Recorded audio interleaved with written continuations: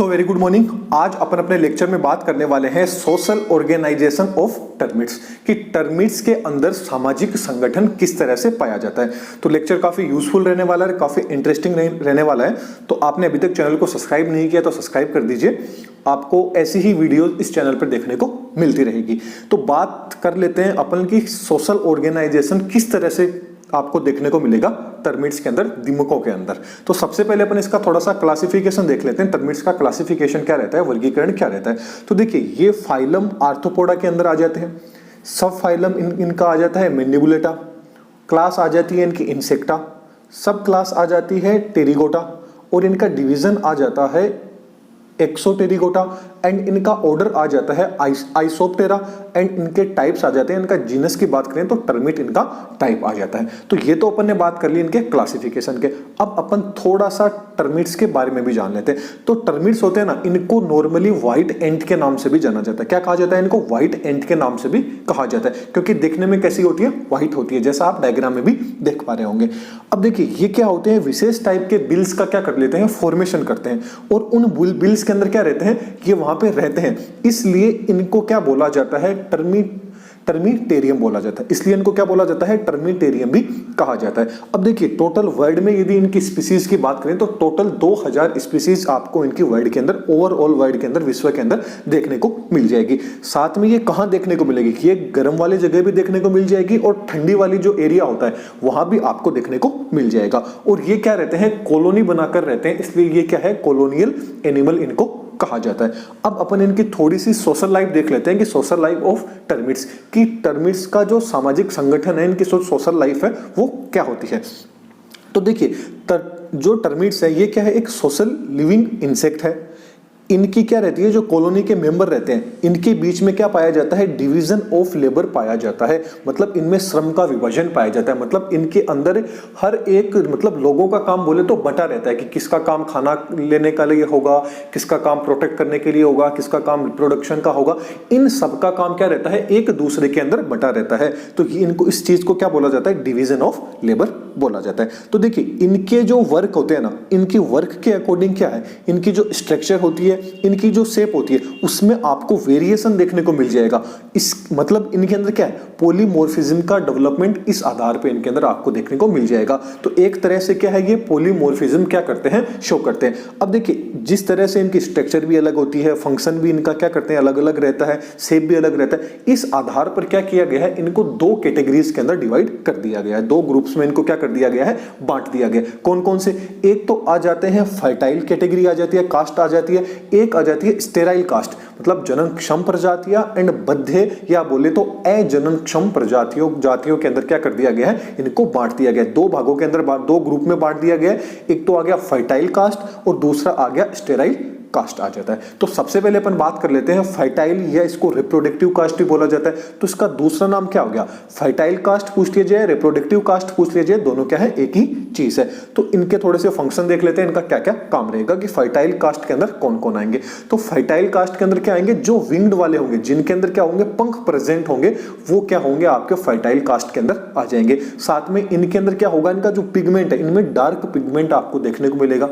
मतलब इनका कलर भी क्या रहेगा? थोड़ा सा डार्क रहेगा। और इनमें दो पेयर क्या रहेंगे? दो पेयर क्या रहेंगे? इनमें विंग्स हैं, वो आपको देखने को मिलेंगे। और दोनों विंग्स की जो साइज होगी, वो साइज भी क्या रहेगी? सेम रहेगी। और साथ में जो विंग्स हैं, ये क्या होंगे? इनके बॉडी से भी, मतलब इनकी खुद की जो साइज होगी, इनकी जो बॉडी होगी, उससे बड़े क्या होंगे? इनके विंग्स हैं, वो आपको देखने को मिल जाएंगे। अब देखिए, न्यू मेंबर्स होते हैं ना, उनका ओरिजिन भी क्या होते हैं? सीधी सी बात है, ये फर्टाइल करने वाले हैं, तो इनसे क्या होगा? नई जो इनकी मेंबर्स होंगे, उनका ओरिजिन भी क्या होगा? फर्टाइल कास्ट से ही होगा। तो इस आधार पर क्या किया गया है? इनको दो ग्रुप्स के अंदर, दो टाइप्स के अंदर क्या कर दिया गया है? इनको बांट दिया गया है। किसको? फर्टाइल कास्ट को दो क्या कर दिया गया है? टाइप्स में डिवाइड कर दिया गया। अब वो दो टाइप्स कौन कौन से आ जाता है? पहला आ जाता है प्राइमरी रिप्रोडक्टिव, दूसरा पहला आ जाता है प्राइमरी रिप्रोडक्टिव। इसके बारे में पढ़ते हैं। तो प्राइमरी रिप्रोडक्टिव होती है ना, इस कॉलोनी के अंदर क्या होगा? जो प्राइमरी रिप्रोडक्टिव में, इसके अंदर नॉर्मली आपको कौन देखने को मिलेगा? किंग एंड क्वीन होते हैं ना, ये जोड़े के रूप में आपको इसके अंदर देखने को मिल जाएंगे। साथ में ये क्या होंगे? इनमें विंग भी प्रेजेंट होंगे, ये फर्टाइल होंगे, इसमें आंखें भी प्रेजेंट होगी, और ये क्या होंगे, स्ट्रॉन्ग होंगे, क्या होंगे, मजबूत होंगे, ये जो प्राइमरी रिप्रोडक्टिव में आ जाएंगे। साथ में किंग्स एंड क्वीन क्या होंगे, जोड़े के रूप में रहते हैं, इसलिए इनके जोड़े को क्या बोला जाता है, रॉयल कपल कहा जाता है। मतलब किंग एंड, इसमें मतलब किंग जो टर्मिट होगा एंड जो क्वीन टर्मिट होगी, ये दोनों जोड़े के अंदर रहते हैं, इसलिए इनको क्या बोला जाता है, रॉयल कपल भी कहा जाता है। इनके अंदर क्या होता है, इनकी साइज क्या रहती है विंग्स की, लार्ज साइज के इनके अंदर आपको जो विंग्स है वो देखने को मिल जाएंगे, इसलिए इनके विंग्स को क्या बोला जाता है, मैक्रोपिटेरिस, इनके विंग्स को बोला जाता है। क्या बोला जाता है, मैक्रोपिटेरिस। तो आपको क्वेश्चन पूछ रहा है मैक्रोपिटेरिस क्या होते हैं, तो टर्माइट्स होते हैं ना, जो टर्मिट्स होते हैं उनके अंदर क्या होते हैं, लार्ज साइज के क्या प्रेजेंट होते हैं, विंग्स प्रेजेंट होते हैं, उन विंग्स को क्या बोला जाता है, मैक्रोपिटेरिस बोला जाता है। एक नंबर का क्वेश्चन कहीं भी आपको पूछ लिया जा सकता है, तो इसका आंसर आपको मिल गया। अब इनके अंदर क्या होगा, विंग्स का जो यूज होता है ना, वो कब होता है, नेपचुअल जो फ्लाइट होती है, मतलब जो कामद उड़ान होती है, उसके दौरान ही केवल इनके विंग्स का यूज होता है, अदरवाइज ये अपने विंग्स का यूज बहुत ही कम करते हैं या करते भी नहीं है। अब क्वीन क्या करती है, जिस चैम्बर के अंदर, जिस जगह पे जो क्वीन है वो रहती है, उस चैम्बर को क्या क्या बोला जाता है, रॉयल चैम्बर बोला जाता है। और इस रॉयल चैम्बर के अंदर ही क्या होगा, आपकी जो क्वीन होगी वो इसी के अंदर क्या देती है, एग देने का काम करती है। ओके, अब जो मेल होंगे ना, मतलब मेल बोल दे या किंग अपन बोल दे, इनका काम ओनली फॉर क्या होगा, फर्टिलाइजेशन का होगा, निषेचन का काम ओनली फॉर इनका रहेगा।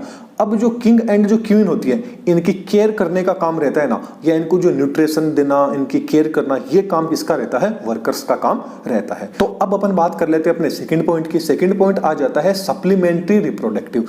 अब सप्लीमेंट्री रिप्रोडक्टिव के अंदर क्या आते हैं, इसके अंदर वो आएंगे जो क्या होंगे, ब्रेंचियोपिटेरिस होंगे, मतलब लघु पंखी होंगे, ब्रेंचियोपिटेरिस इनके अंदर आ जाते हैं। साथ में इनके अंदर क्या होते हैं, सप्लीमेंट्री किंग एंड क्वीन है वो बोला जाता है। मतलब जो सप्लीमेंट्री रिप्रोडक्टिव के अंदर वो आते हैं कि जिनको क्या बोला जाता है, सप्लीमेंट्री किंग एंड क्वीन बोला जाता है।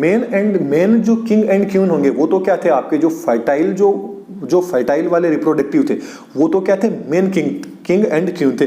और ये जो इनको क्या बोला जाता है, सप्लीमेंट्री किंग एंड क्वीन बोला जाता है। मतलब मान लीजिए वो कहीं बाहर गए हुए हैं या कुछ भी काम, मान लीजिए वो मर चुके हैं, तो उनकी जगह कौन आ जाएगा, एक तरह से इनका सप्लीमेंट्री बैकअप रहता है, इसलिए इनको क्या बोला जाता है, सप्लीमेंट्री किंग एंड क्वीन बोला जाता है। और इनकी बॉडी का कलर क्या रहता है, थोड़ा सा लाइट येलो रहता है। इनकी बॉडी का कलर कैसा रहेगा, थोड़ा लाइट येलो आपको देखने को मिल जाएगा। और इनकी जो आंखें होगी, स्मॉल आई कंपाउंड होंगे, वो इनमें पाई जाती है। और ये साथ में क्या हो गया, फर्टाइल होंगे, लेकिन ये खुद की कॉलोनी नहीं बना सकते, मतलब ये एक तरह से बगावत बिल्कुल भी नहीं कर सकते हैं। और इन्हीं के द्वारा क्या है, जो वर्कर्स होते हैं, अदर जो भी मेंबर है, वो क्या रहते हैं, इन्हीं के द्वारा जन्म दिए जाते हैं, जो सप्लीमेंट्री रिप्रोडक्टिव होते हैं। मतलब ये बगावत नहीं कर सकते हैं। That's clear.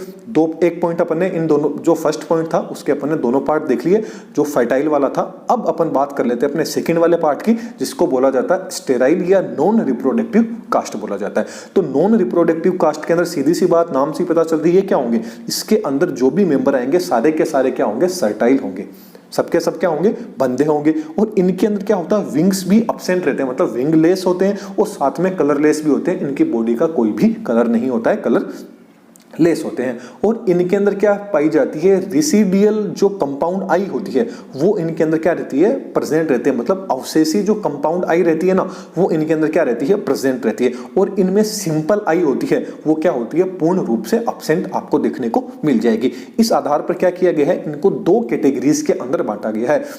जो नॉन रिप्रोडक्टिव कास्टेज हैं, इनको दो कैटेगरी के अंदर बांटा गया है। पहली कैटेगरी इनकी आ जाती है वर्कर्स। इसके अंदर कौन आ जाते हैं, आपके वर्कर्स आ जाते हैं। अब देखिए वर्कर्स क्या होंगे, विंगलेस होते हैं, इनके अंदर विंग क्या होते हैं, कंप्लीटली अब्सेंट रहते हैं। और इनका जो शरीर होता है, इनका शरीर क्या होता है, कलरलेस होता है। मतलब इनके बॉडी पे कोई भी तरह का कलर नहीं होता है, आईलेस भी होते हैं, इनमें आंखें भी नहीं होती है। और ये क्या होते हैं, सर्टाइल होते हैं। क्या होते हैं, सर्टाइल होते हैं। अब देखिए ये जो वर्कर्स रहते हैं ना, इसमें क्या रहते हैं, अंधे रहते हैं, मतलब आईलेस होते हैं, आंखें प्रेजेंट नहीं होते। फिर ये चलते कैसे, तो इनके अंदर क्या रहते हैं, एक सिक्रेटरी चीजें रहती हैं, इनको फिरामोन्स बोलते हैं। अब फिरामोन्स क्या होते हैं, ये चीज मैंने एकदम अच्छे से समझा रखी है कि किस तरह से ये एक दूसरे में कम्युनिकेशन करने के लिए आंखें होनी चाहिए, कोई ना कोई तरीका होना चाहिए ना कि एक दूसरे से कम्युनिकेट कर सके। बोल तो सकते नहीं है, आंखें भी इनके नहीं, तो ये एक दूसरे से कम्युनिकेट कैसे करते हैं, ये कम्युनिकेट करते हैं फिरामोन्स के थ्रू। वो कैसे करते हैं, मैंने एकदम डिटेल के अंदर वीडियो बना रखी है, वो देख लीजिएगा। ओके, नेक्स्ट बात करें तो वर्कर्स होते हैं, ये कॉलोनी के अंदर इनकी संख्या क्या रहती है, सबसे ज्यादा, मतलब सबसे ज्यादा आपको वर्कर्स देखने को मिल जाएंगे इनकी कॉलोनी के अंदर। फिर आ जाता है वर्कर्स की जो साइज होती है ना, इसके आधार पर इनको दो टाइप में बांटा गया, एक आ गया मेजर और एक आ गया माइनर।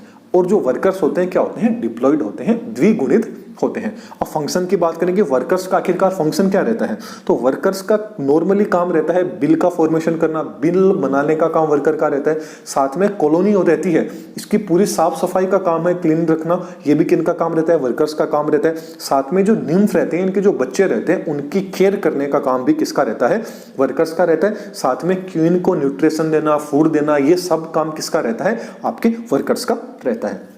सेकंड आ जाता है इसके अंदर सोल्जर।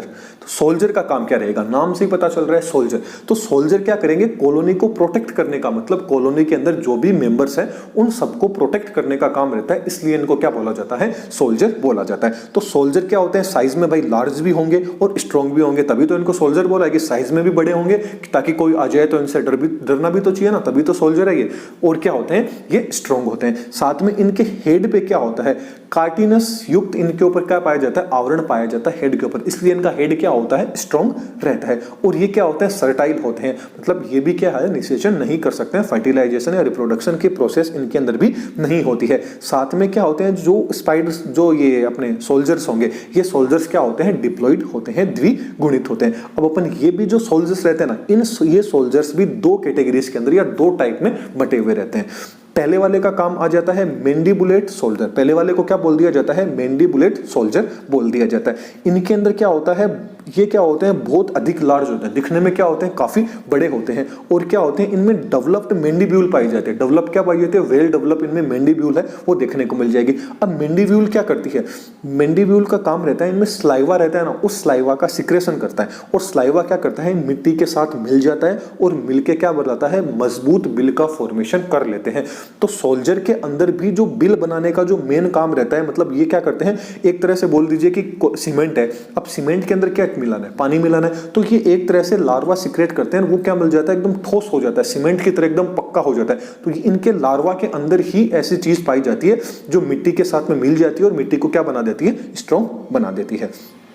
नेक्स्ट इनके अंदर आ जाता है नस्यूट सोल्जर आ जाते हैं। अब जो नस्यूट सोल्जर रहते हैं ना, ये क्या रहते हैं, इनमें एक लार्जर नस्यूट पाया जाता है, इनके अंदर क्या पाया जाता है, एक लार्जर नस्यूट पाया जाता है। इस लार्जर नस्यूट से क्या होगा, इसमें नस्यूट ग्लैंड पाई जाती है, तो ये ग्लैंड होगी ना, इससे क्या होगा, टॉक्सिक पदार्थ होगा, उसका सिक्रेशन होगा। अब टॉक्सिक पदार्थ का सिक्रेशन सोल्जर है, तो इनको ये क्या करते हैं, सामने कोई भी प्रेडेटर आ गया, मान लीजिए कोई भी शत्रु आ गया, उसको क्या कर देते हैं, इनके द्वारा क्या किया जाता है, टॉक्सिक पदार्थ का सिक्रेशन किया जाता है, जिससे ये उनको क्या कर देते हैं, बेहोश कर देते हैं या उनको मार देते हैं। तो ये काम किसका रहता है, नस्यूट सोल्जर का काम रहता है। तो ये था अपना टर्मिट से रिलेटेड जितने भी आपके डाउट्स थे, एंड टर्मिट से आपसे पूछ लिया जाए आपको एग्जाम में लिखना हो तो किस तरह से आपको लिखना है, ये मैंने बता दिया। इसके जो नोट्स हैं वो आपको टेलीग्राम पे मिल जाएंगे, नोट्स आप टेलीग्राम से डाउनलोड कर लीजिएगा। यहाँ सिर्फ मैंने आपको समझाया है कि सोशल ऑर्गेनाइजेशन टर्मिट्स में किस तरह से होता है। तो चलिए नेक्स्ट लेक्चर में फिर मिलेंगे। Thank you.